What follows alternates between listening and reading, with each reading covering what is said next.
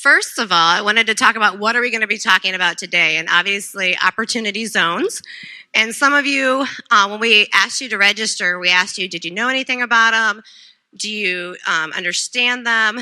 And so what we're going to do is go high level over through the program, dig into a little bit of the details and give you some examples, and then ask questions and answers. So like every good developer does when you present any type of tax programs or financial incentives, you need attorneys with you. So today from Husch Blackwell, I have Rebecca Middich, right? All right. And then Hal Karish, right? Did I get Karish? I got one for two with us today from Husch Blackwell. So if you join me in giving them a round of applause for coming, I'll appreciate it. And so to give a quick overview of the Opportunity Zone program, or as some people are starting to term it, the O-Zone incentive, this program was actually created with the Tax and Jobs Act, and it was created at the beginning, and you see all the tax code we have there. And it was really an incentive that was used to entice investment in low-income census tract areas. So that was the initiative and the motivation behind this. And so you'll see it's been created. We actually have some standards that came out in October, and they're going to have additional guidance from the government starting at the end of this year. Are we thinking beginning of next year? Okay, so hoping in January at that time. They have come out in November. Sorry, they came out in November with additional clarification, which has enabled a lot of funds and fund managers to create their funds and do projects. And a lot of them you're going to see here later on today. So the three benefits, and I always say it's kind of like if you play baseball. If you want to hit a home run, there's a certain time frame. If you want to hit a double, there's another. And if you want to just hit a single, there's another time frame. But these are the three main tax benefits of the program. So I usually say you can defer, reduce, and eliminate. At a high level, you're going to defer your capital gains tax. You're going to reduce your capital gains tax. And then you're going to eliminate the appreciation of that investment. And so we'll go into that detail a little bit later here. So what is an opportunity zone?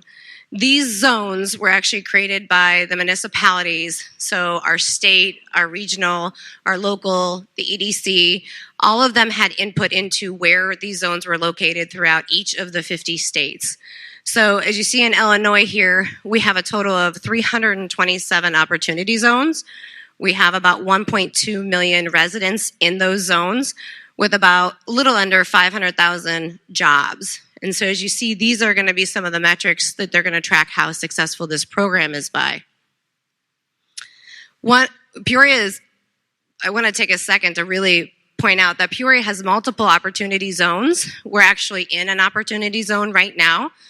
And a couple of the communities that we've seen, their opportunity zones are in areas that, yes, they're low-income census tract, but they're not in areas that the cities or the municipalities are really focusing on growing. So to give a shout out to our legislators that they got the zone in the right spot. We always want to have it across the street or, encompass this. But for a majority of our downtown, as you can see, is in the opportunity zone. The warehouse district is in the opportunity zone. So as some of you in the room know, not only in the warehouse district do we have the historical federal and state tax credit with the River's Edge, we also have the TIF, and we also have the River's Edge redevelopment. Now we have the opportunity zone to put on top of that and to make that investment impact. So again, going back to those three benefits, want to give a little bit of information on it from a high-level standpoint still, and then Rebecca will really dive into those details. So in the talk about deferring the tax for the capital gains, you defer it to 2026. Okay?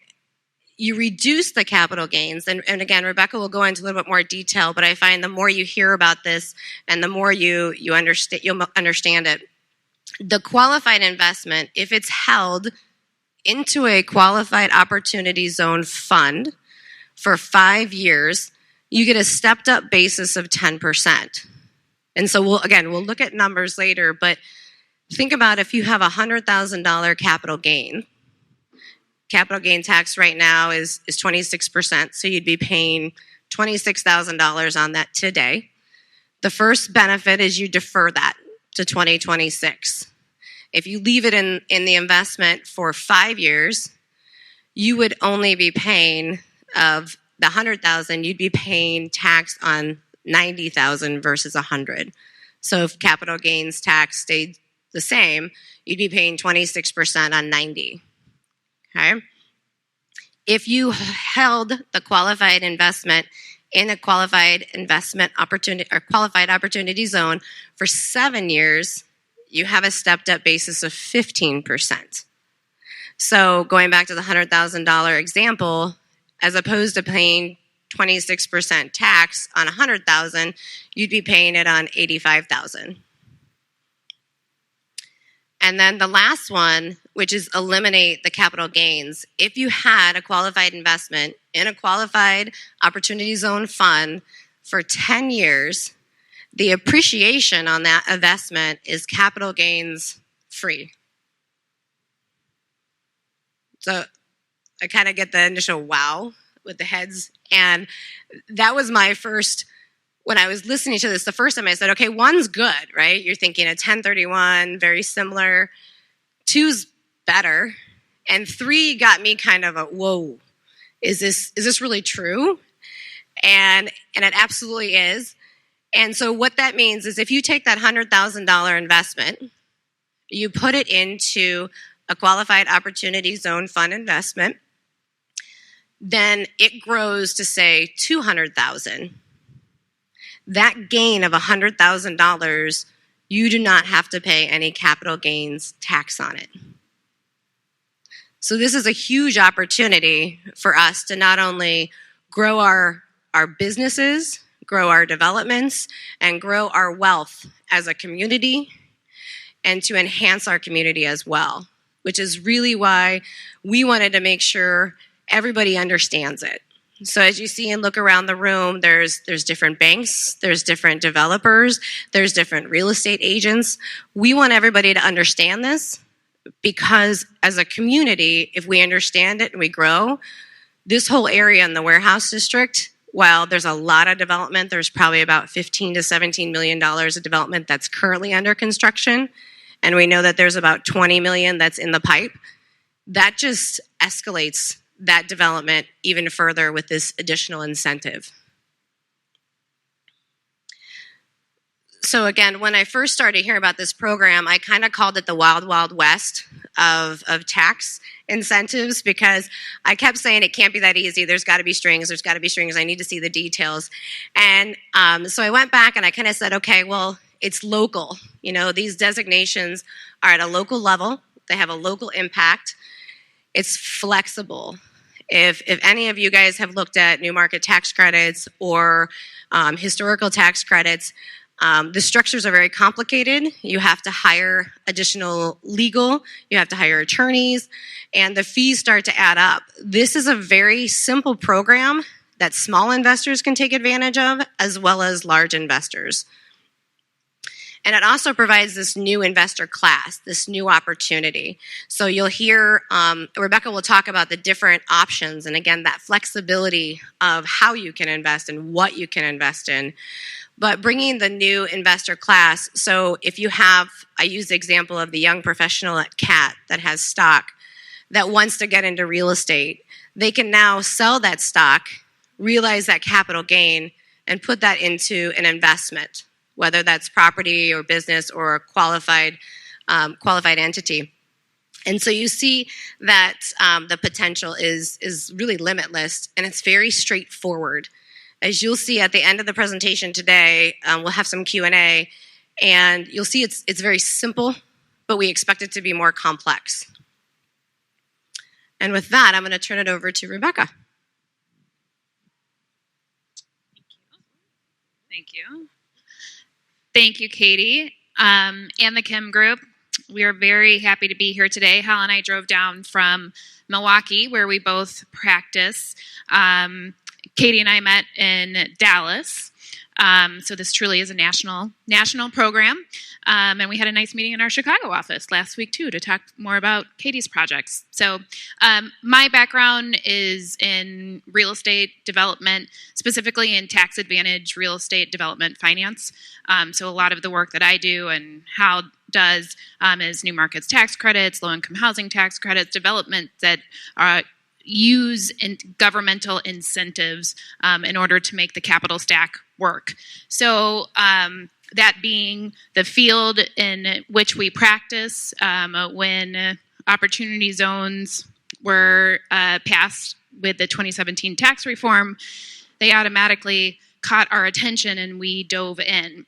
And since that time, we have been learning, thinking, noodling through how these things apply in various situations, going around the country and speaking about them, talking to lots of different groups like yourselves about how they can be used and applied in your specific situation. So we're happy to be here today talking about them. And I'm particularly happy to be here because I've always thought that you'll notice that you say the word opportunity like 8 million times in this kind of presentation. I've always thought it would be a great drinking game that just every time you say the word opportunity, you have to take a drink. And this is the first time I've done this where there's an open bar. So, not saying you should play, but if you feel like it, not going to stop you. Where did my little clicker go? Here we go. So this is what I call just kind of the roadmap. And Katie did a really nice job of giving kind of a basic introduction to how this works. So the roadmap for the program: taxpayers get capital gains, tax deferral, and more for making timely investment in qualified opportunity funds, which invest in qualified opportunity zone property. We're going to return to this slide a couple times because this is really a layered program, and you have to understand how all three layers work. And it can be a little tough to keep everything in your mind at once. So we've talked a little bit about the benefits. We'll talk about that more, and I'll talk about the funds as well, and Hal's going to talk about what the funds can actually do, and then we'll circle back with some specific examples. So your fund, this seems like, what is a fund exactly?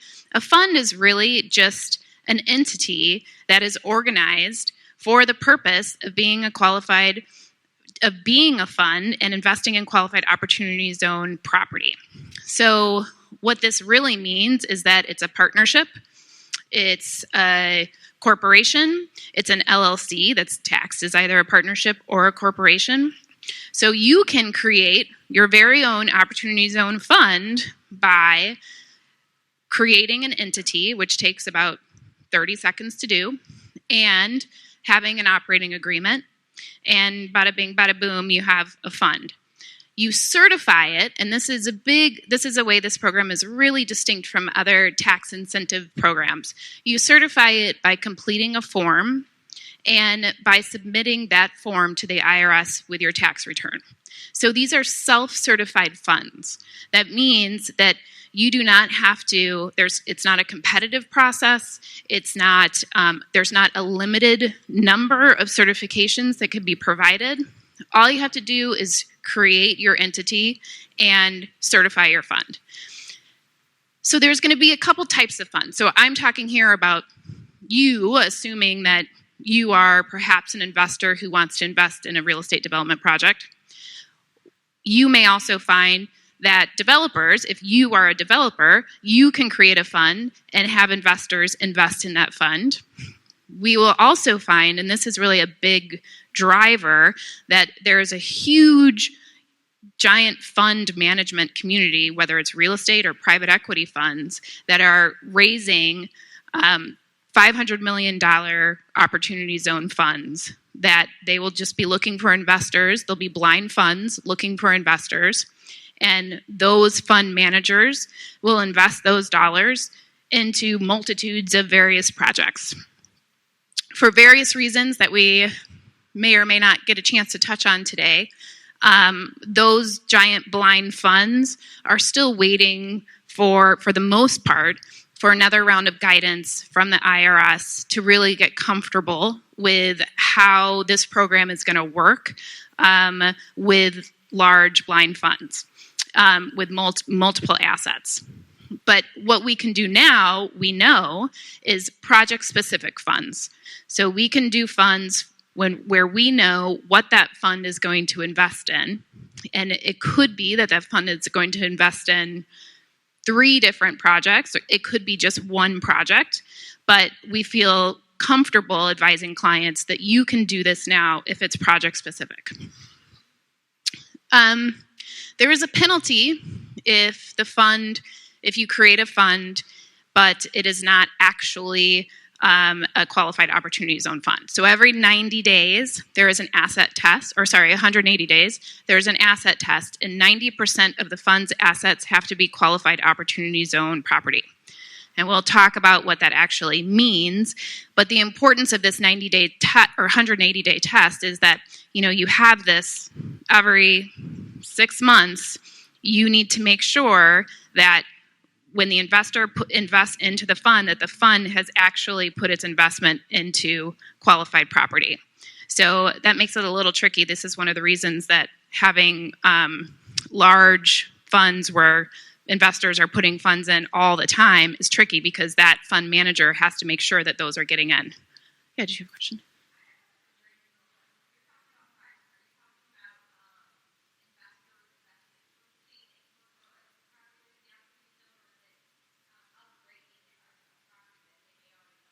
We'll get there.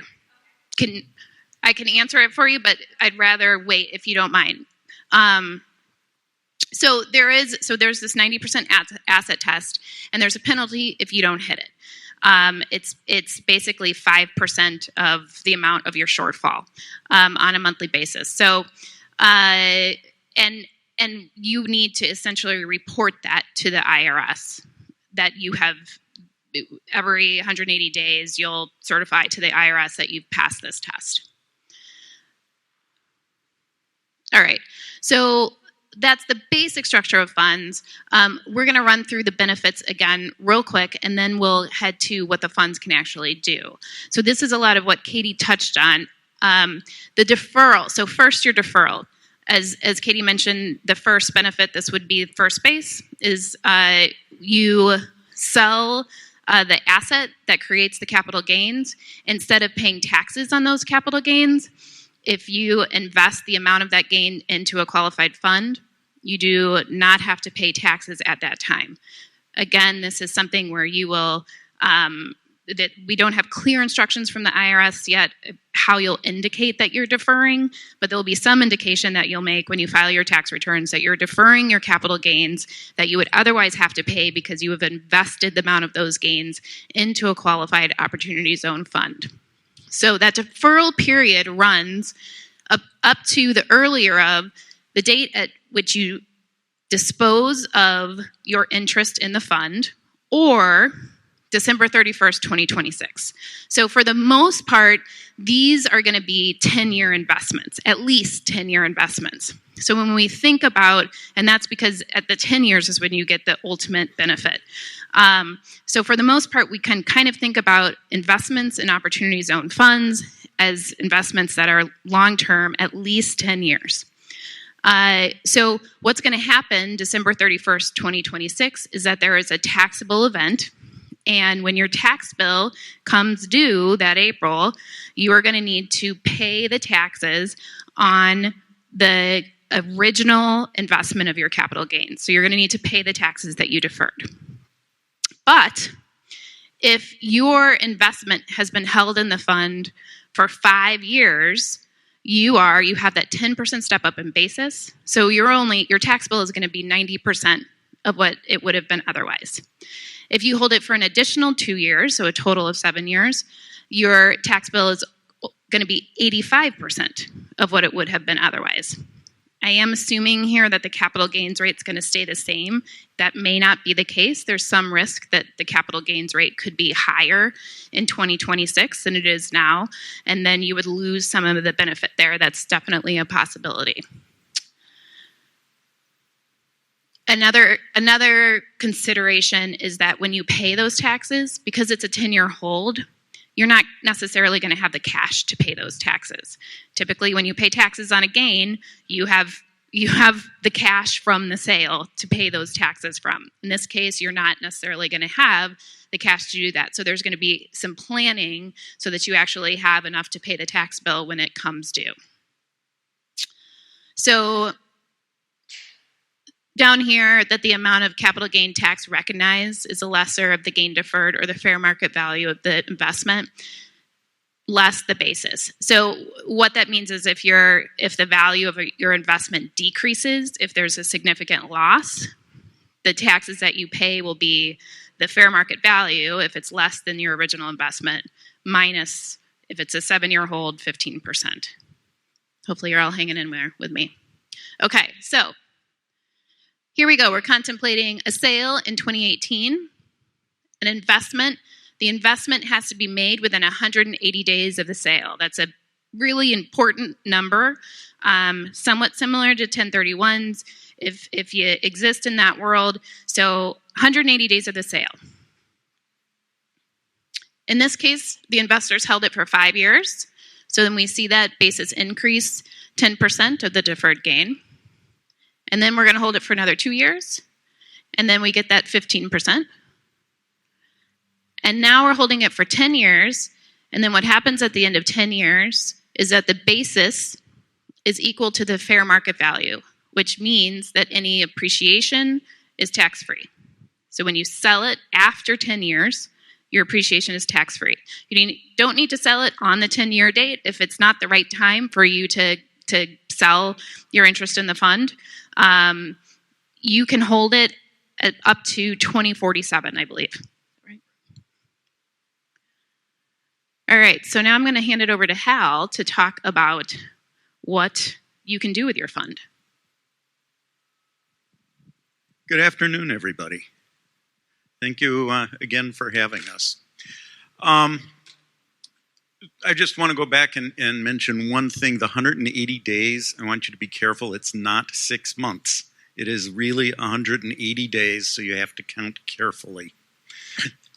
So let's go on and let's talk about what to do with the money. So the obvious things.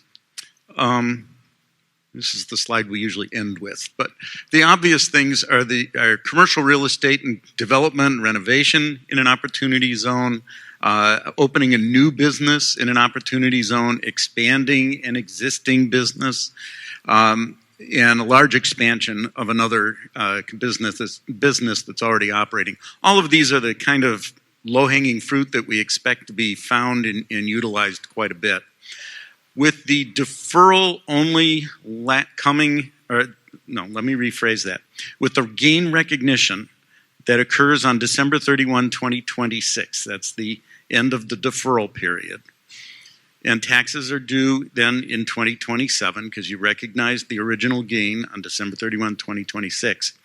If you want to keep that in mind, and you also want to keep in mind the 7-year hold period to get the 15% uptick in basis, that means that your opportunity zone investments should be made next year before December 31, 2019, so you can get the entire 7-year hold period before you have to recognize that gain. Which means that next year is going to be very active. So let's talk about this. The Qualified Opportunity Zone fund has to invest in Qualified Opportunity Zone property, which can be any one of 3 things.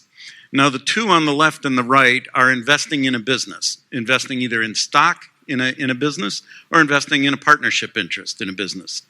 The third thing is a direct one. We put that right in the middle, and that's where the fund actually invests directly in a form of opportunity zone property. But the analysis doesn't quite stop there, because if you have invested indirectly into a company, that company has to then invest in qualified opportunity zone property. So the whole point of the act, and it's always good to come back to what was trying to be accomplished here. The point of the act is to try to create things. It's to try to spur investment in low-income communities that have historically been challenged in creating capital and doing projects. So there is a requirement, whether it's directly or indirectly, that we create some opportunity zone business property. Let's talk about the businesses first. A trade or business. I can almost bend over enough to see that.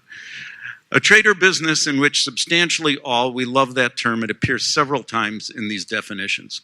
Substantially all of the tangible property owned or leased by the taxpayer is in fact business property in the zone. So substantially all in this case we know means 70%. So if you look at a company into which the fund is going to invest, at least 70% of its assets must be this qualified opportunity zone business property. If you think back to Rebecca's 90% test for the fund itself, and you do the math, that means that the fund needs to have at least indirectly 63% of its assets. So 70% of 90% need to go into this kind of property. Other requirements of being a business, at least 50% of the income has to be derived from the active conduct of a business. A substantial portion of the intangible property has to be used in the active conduct of the business. Now, we've been talking mostly about real estate so far. I want to stop and mention that this also applies to equipment or other kinds of property. It's not just real estate. We use real estate for a couple of reasons. One, everybody seems to understand real estate the best. The second thing is that if the opportunity zone property has to remain in the opportunity zone, that's a lot easier with real estate because real estate doesn't move. Tangible property can move.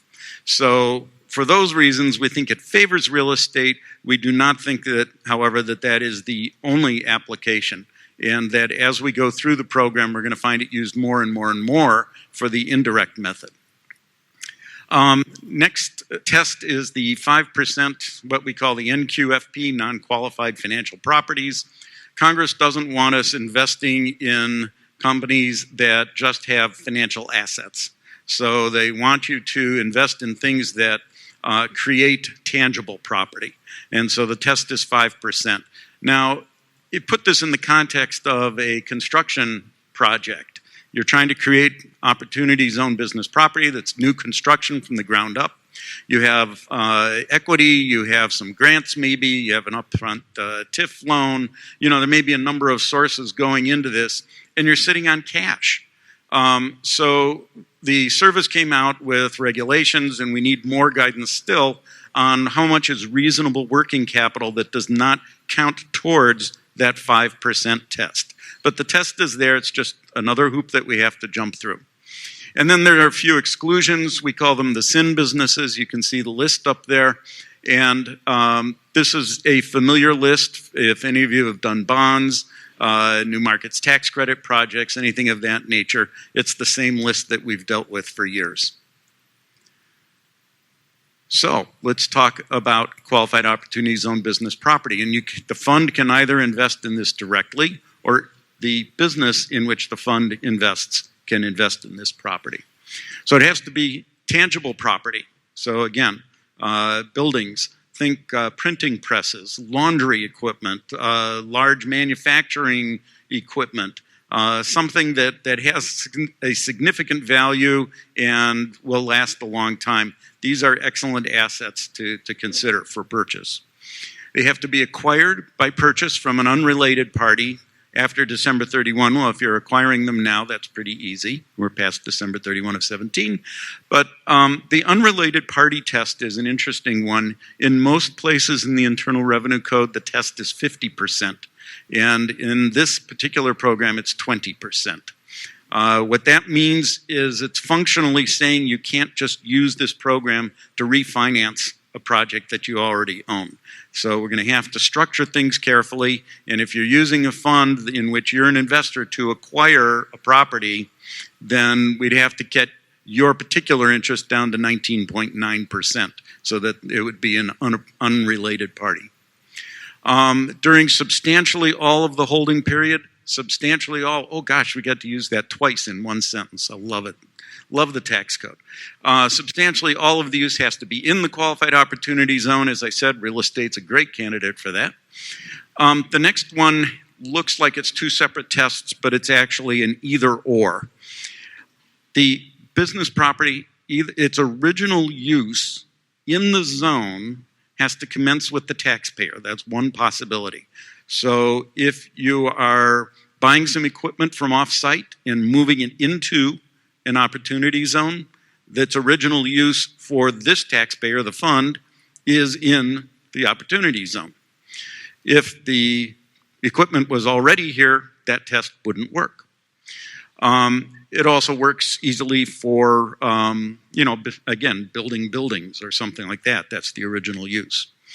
But we also all know that opportunity zones are full of buildings like this that need to be repurposed. And so Congress gave us a second test. If the original use of the property doesn't commence with the fund or the business, then the taxpayer can substantially improve the property. Substantially improve has been defined as meaning doubling the basis of the improvements on the property. So it's not doubling the basis of land itself, it's doubling the basis of the improvements. You're going to cover this in Good City? Okay. Then I won't do the example now? Okay. All right, you can tell we did not rehearse. Rebecca will tell you more about this project later, but there is a project that illustrated this very well for us. Developer built the core and shell of a building and never quite finished it. They did not install bathrooms. They never pulled an occupancy permit. And so when we did an opportunity zone fund transaction for that building, we took the position that its initial use is commencing with the acquisition by the Opportunity Zone Fund because they will finish out the bathrooms and draw a certificate of occupancy. Clearly, they aren't going to double the basis because they acquired an almost finished building. So it was just a good use of the alternative in this test. Considerations for real estate developers. I'm going to turn it back over.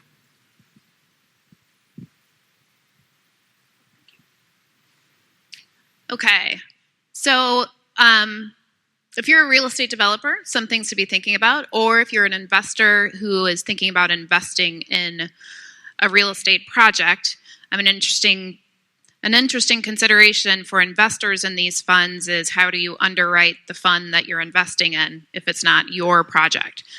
So not only do you want it to be a successful real estate project, but you want it to be run by somebody who understands this program. I would say figure out who their legal counsel is.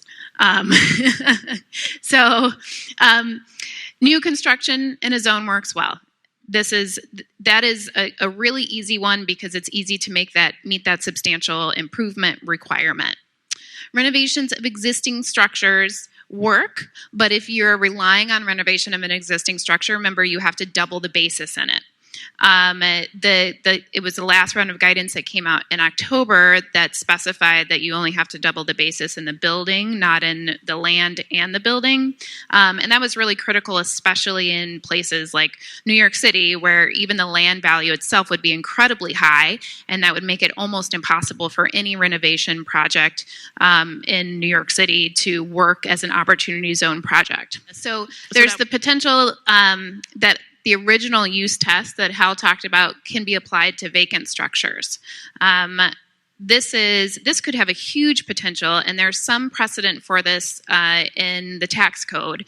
If anybody has ever done any work in opportunity or in enterprise zones, which I understand we're in an enterprise zone now, enterprise zones also have an original use requirement, and the Treasury has said that if a building has been vacant for over a year, that any use prior to that year, a vacancy will be disregarded. And so if you have a vacant structure that you put back into use, even though that structure has been used previously, if it's been vacant for a year, it will count as original use. We are hoping that the same rule will be applied here, but in the guidance that came out in October, Treasury actually asked for comments on that specific topic. So we anticipate it will be addressed, but it hasn't been at this point. That could be, I think, a remarkable place of impact for this program. So this is certainly a real estate play, but you can also use Opportunity Zone funds to invest in operating companies. I mean, imagine, and this is, if you're an investor, I mean, this is a potential for huge savings. Imagine if you invested in, Facebook through an Opportunity Zone fund. Think about, and you held that for 10 years, and all of your appreciation was tax-free at the end of those 10 years. I mean, that's a dramatic savings there. So there are, this is going to be, using Opportunity Zone funds for operating companies is going to be a significant play. But this is also, it's a little more difficult to do, and we're really waiting for the next round of guidance to hopefully clarify some points about that. But from a developer's perspective, if you have, or a property owner's perspective, if you have property that's in an Opportunity Zone, this is another marketing tool for you, because a company could move into the building and they could use an Opportunity Zone fund to either help them expand in that building, in the zone, because depending upon how they structure it, that could qualify. Or even if they're just moving in and purchasing property, especially it's a lot easier if you're purchasing large tangible equipment to meet the requirements. But even if you are building out an office space and you are purchasing a bunch of computers, or we have a client who has millions of a lot of laundry mats and purchasing new washers and dryers. I mean, there's a lot of ways that you could do it if you feel like the tangible property is going to stay in that area.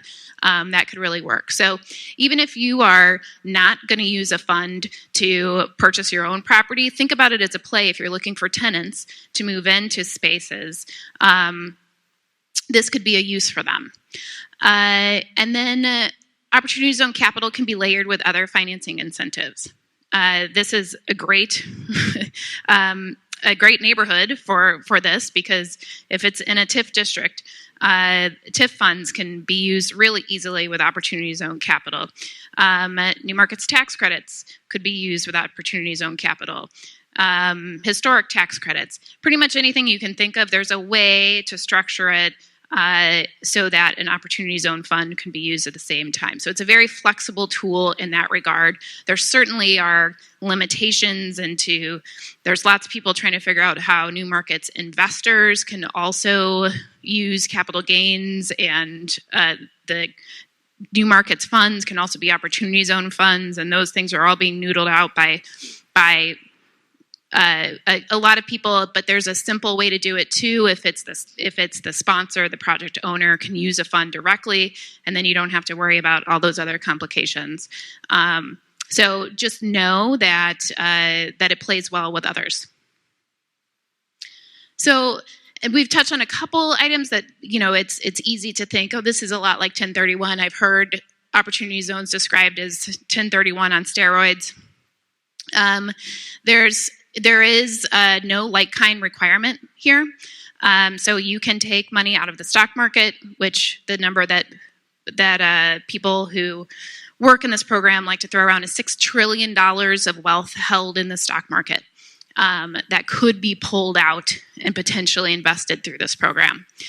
So you can pull your wealth out of the stock market and invest it in real estate. There's no like-kind requirement. Or you could change the kind of real estate asset you have if you want to do that. There's no qualified intermediary necessary. So if you do 1031, you know that when you sell, then you have to have the funds from the sale held in a qualified intermediary, and those same exact funds need to be used when you purchase the 1031 property. In this case, you could sell your asset where you realize your gains, take those gains, immediately buy a super nice house on the beach somewhere, and then realize, oh no, I don't want to pay that tax bill. So if you, within 180 days, find cash elsewhere, make and invest that same amount of those original gains into, or whatever amount you want deferred, into a fund, that works. So here, your dollars are fungible. You could even take out a loan to make that original investment in the fund, and the IRS has said that you can use that interest in the fund as collateral.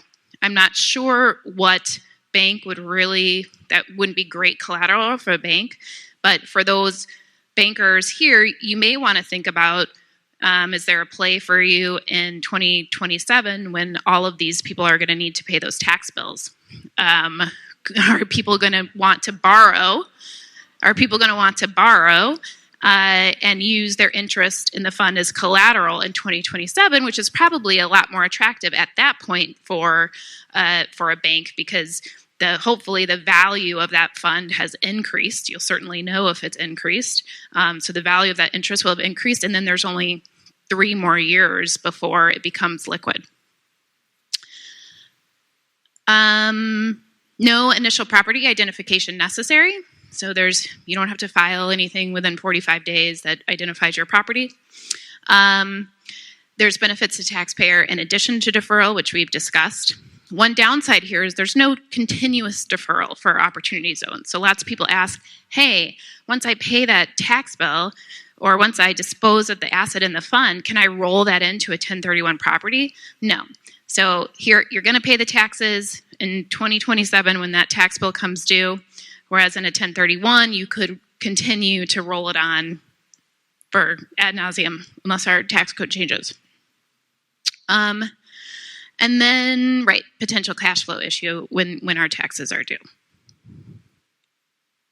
All right, so here's a case study. This is the second opportunity zone deal that Hal and I did in Wisconsin. The first one was almost 1031-like, and I'll let Hal share that with you if he'd like to. This is Good City Brewing, which is a fairly new brewery in Milwaukee, microbrewery that is totally taken off and is run by some super smart dudes. So a little background. This is the former Tower Automotive A.O. Smith site. This is on the northwest side of Milwaukee in an area called the 30th Street Industrial Corridor. The railroad runs kind of right behind these buildings, and it was surrounded by, there were thousands of jobs here, and it was surrounded by a really beautiful, really strong, working class, blue-collar community. Great neighborhoods. As has happened in many, many cities, the manufacturers started their business started faltering. They started moving out and closing down. Eventually, this whole site was shut down. The jobs of the people who lived in the neighborhoods and worked here, they all lost their jobs. They had to move out, and renters moved in who didn't have jobs, and the neighborhoods kind of started to fail. So now this is a really tough part of the city. 53206 has the highest incarceration rates in the state of Wisconsin, and it is right smack dab in the middle of these neighborhoods is this incredibly blighted area, which obviously is not helping these communities thrive. So in 2009, the city of Milwaukee purchased this building. This is what's about, I believe, a 150-acre site that the city purchased. They created a plan for a new business park on the northwest side of Milwaukee called Century City Business Park, and they started working to tear down this building and other blighted, environmentally contaminated buildings on the site. And ultimately, I don't have my numbers in front of me, but millions and millions and millions of dollars that came from federal grants, state grants, some from the city itself, a lot from the EPA went into tearing down these buildings and cleaning it up. Still, though, nothing happened. Nobody bought land in Century City Business Park. So the city decided, well, we're going to take some action. It joined with a local developer, and they built a spec building, the first building in Century City Business Park. Here's the spec building that they built. It is a beautiful building. It has an amazing welcome sign. It's a dramatic transformation of the area. It's also stood empty for 2 years. So the developer worked very hard to lease it up. The city was certainly their partner in it, but the city had jobs requirements. It didn't want it to just be a warehouse. It wanted people to work there. That was the idea. And that's what the neighborhood needed. So it sat there empty for 2 years, and then Good City came along. So Good City decided that this could be an opportunity zone project. It's in an opportunity zone, step one. But we had a couple things as they came to us and talked to us about creating a fund that we had to think through to see if it would work. So the first is that, as you can see, the building is already here. So they knew that they were going to do some build out in it, but it was nowhere near going to double the basis in the building. It's about a $3.2 million building. So they weren't going to be able to meet the substantial improvement standard. So we said, well, let's look at initial use. So the building, as Hal said, has no bathrooms. Occupancy permits hadn't been pulled for it. We said, well, we think that this could meet the original use requirement. Also, although it had never been used previously, it had also sat vacant for 2 years. So if we could potentially rely on this vacancy argument as well. And so Good City felt good enough that this was what the program was meant to do. It was meant to bring investment and private capital into areas like this where private capital had not wanted to come.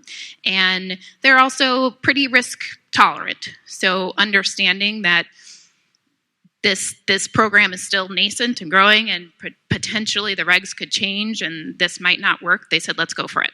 So we created a fund for them, and they raised a portion of the cost to start doing work in here and move in. They're also, I think that's my last Good City slide, they're also gaining site control of a large portion of the property around this site, and their goal is to create a much larger fund and use that to seed development in the property that they're purchasing. So they really think that opportunity zones is a positive play that's going to make a difference in this place. And they think this is going to be a catalytic development. For their investors, this is the kind of area that investors really could and should be looking at, because this is an area where both the state and the city have made this an incredible top priority for growth and development. This is a part of every vision plan. Everybody is, has their energy behind making this happen. And so they are layering incentives. They're helping to bring people in. And if this is the catalytic project that we all certainly hope it is, that kind of creates energy in this area, the value of this building is going to increase dramatically. In which case, those investors are going to have a larger benefit at the end of that 10 years. And their beer is really good.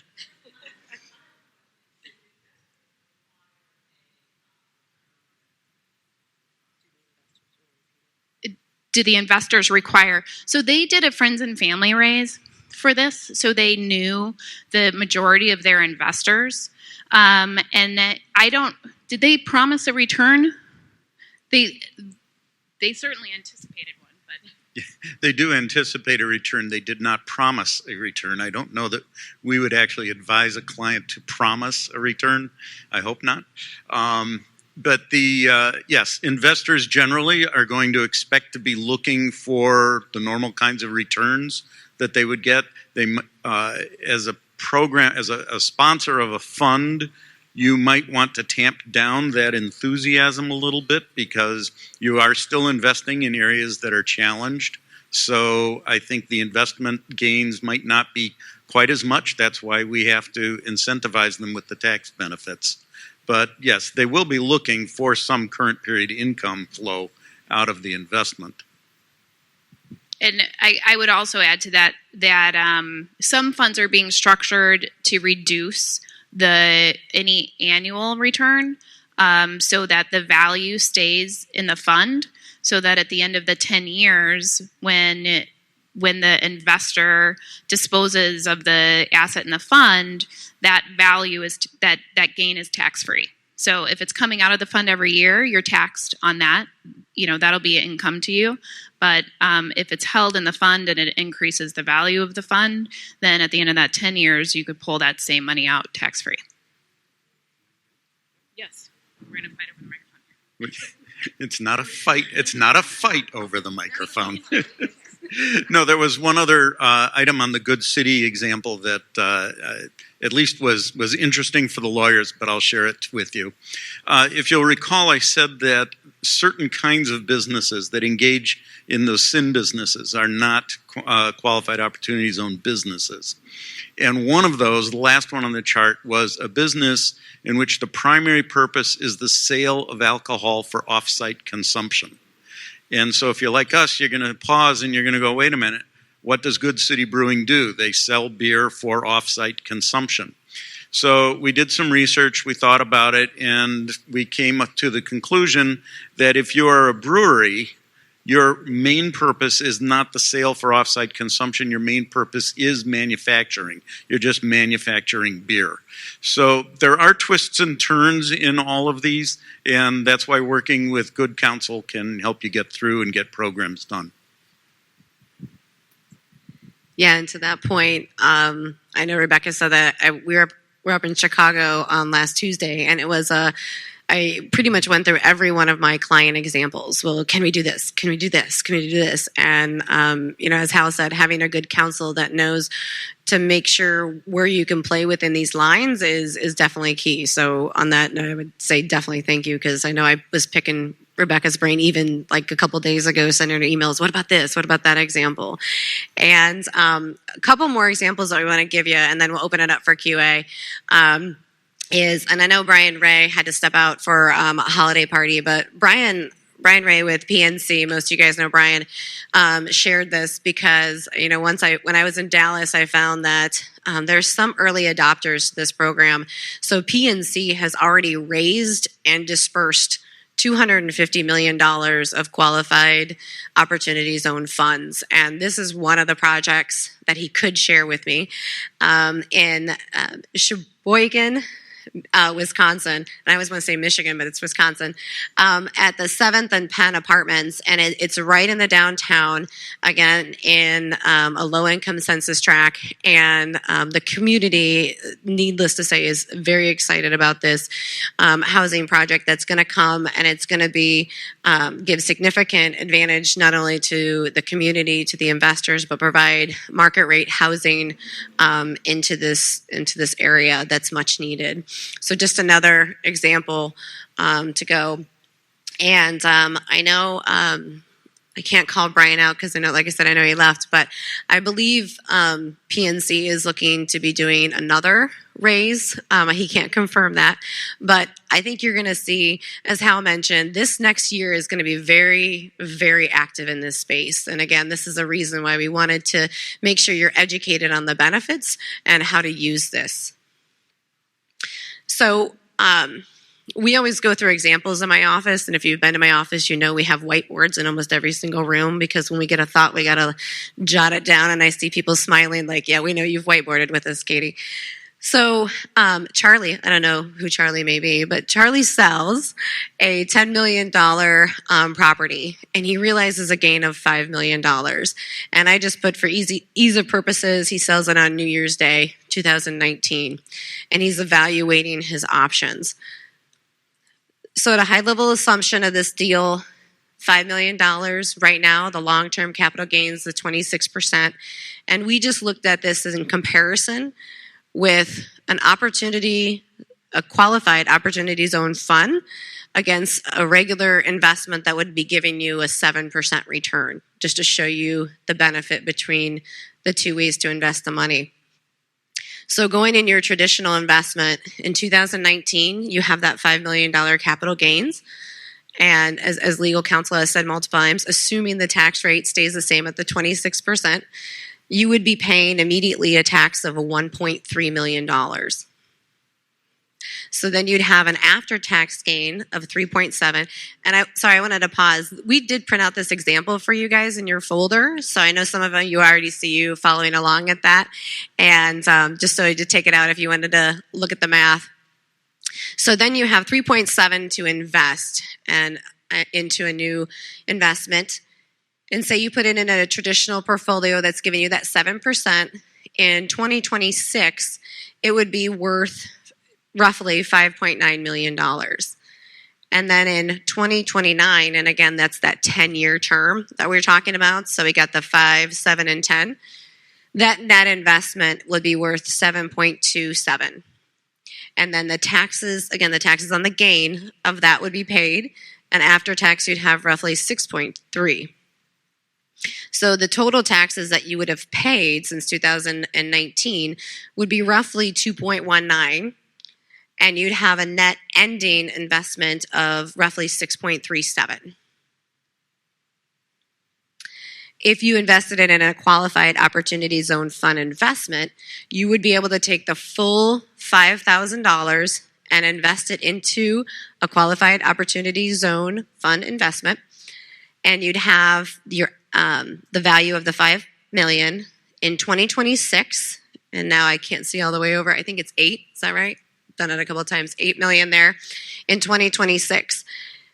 At that point in time, as we talked about, 12/31/2026, you'd be paying the capital gains tax. Right now, for this purpose, we're going to assume that that's still going to be 26%. So your taxes that you're going to pay on that, we've held it for the 7 years. So it's going to be a reduction of 15%. And so the taxes is going to be roughly $1.1 million. That'll be paid.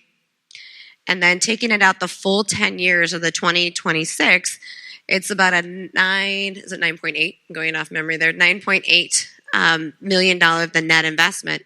And again, there's no taxes due at that time if you would sell in 2029, because you've already paid the taxes on the original investment. And then that appreciation grows capital gains free. So if you look at the difference between the two, in this case, it's a savings of about $3.45 million over 10 years. And I love the sound I heard over here. So, as you know, as again, working with the Kim Group, my team always challenges me and they say, that's great, but what about the people that don't have $5 million to invest? We say it's for everybody. It's very flexible. It's easy to use. So we went into the smaller investment deal as well. So say you only have $100,000 of capital gains. And if it's less than that, I'm going to say is take out a zero. And the numbers still work. So Tiffany has a capital gains of $100,000. Same scenario, 26%, 7% return. Going into this, in 2019, you'd pay the 26%, so $20,000. You would have an after-tax net investment of $74,000, rolling that into a traditional investment, realizing 7%. That grows to about 118 in 2026. 2029, it's worth 145. You'd pay the taxes of 18 on that gain. And then the total taxes you would have paid on it would be the 44,000, and you'd have a net investment value of 127. If you'd put that in a qualified opportunity zone fund investment, you'd be able to defer the capital gains tax until 2026, which gives you the full $100,000 to invest in 2019, realizing that that goes into an investment that would turn around 7%. Getting the deferred basis, you're going to pay roughly $22,000 in 2026. Take it out the full 10 years to 2029, and the investment grows to $196,000, roughly a savings of $69,000.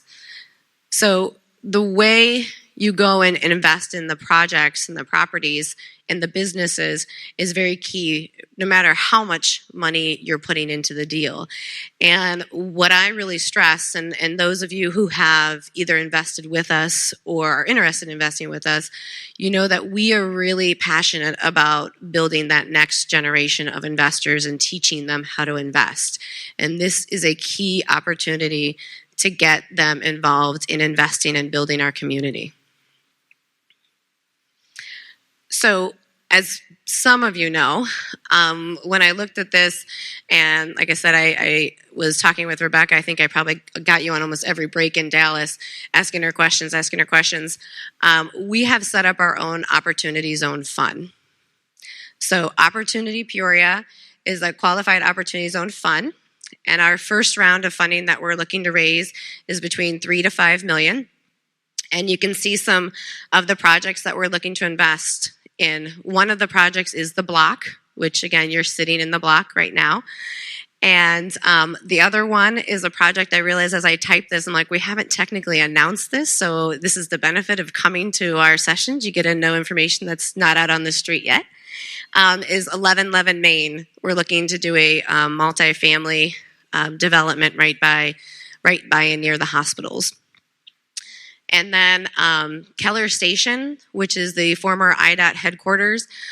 We didn't talk about too much here, but one of the requirements is that 90% of the Opportunity Zone funds have to be invested in Opportunity Zone properties, businesses, eligible entities. The 10% does not. And the reason for that, I guess, is that a lot of these bridge being on the other side of the street or needing another investment to increase the return to make it attractive for investors to invest in these developments. Because again, a lot of them are going into, they're in low income census tracts, so the returns may not be as great. So that also helps give the investment more return.